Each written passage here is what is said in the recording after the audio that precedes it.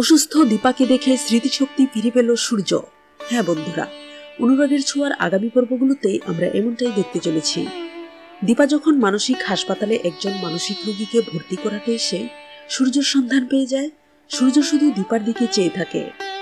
আর সোনারূপা যখন বাবা বলে সূর্যর কাছে যেতে চায়, তখন সূর্য তাদেরও চিনতে পারে না। তবে দীপা সোনারূপাকে কথা দেয় যে তাদের বাবাকে সে সুস্থ করেই তাদের কাছে ফিরিয়ে দেবে। এরপর ডাক্তারের কাছে দীপা যখন সবকিছু খুলে বলে, তখন ডাক্তার বলে একজন কাছের লোক যদি সবসময় সূর্যর পাশে থাকে, তাহলে হয়তোবা পুনরায় সূর্য তার স্মৃতিশক্তি ফিরে পেতে পারে। ডাক্তার দীপাকে বলে সে যেন সূর্যর পাশেই একটি কেবিনে থেকে সূর্যর দেখাশোনা করে।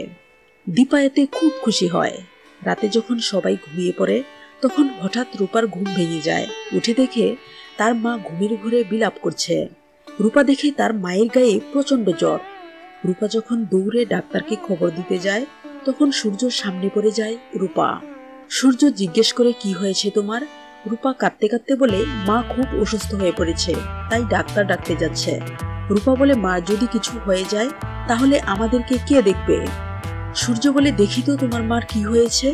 এই বলে রূপাকে নিয়ে সূর্য যখন দীপার রুমে প্রবেশ করে, তখন সূর্য শুনতে পায় দীপা প্রচন্ড জোরে বিলাপ করছে আর বলছে, ডাক্তারবাবু, কে আপনার এই অবস্থা করেছে?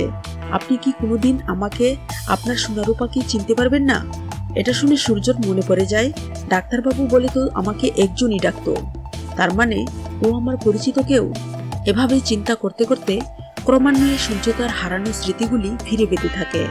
তো বন্ধুরা, তোমরা তো এটাই চাও, এভাবেই যেন অসুস্থ দীপাকে দেখে সূর্য ফিরে পায় তার স্মৃতিশক্তি। আবার এক হওয়ার মধ্য দিয়ে শুরু হয় সূর্য দীপার নতুন অধ্যায়। জানিয়ে দাও কমেন্ট করে। ধন্যবাদ।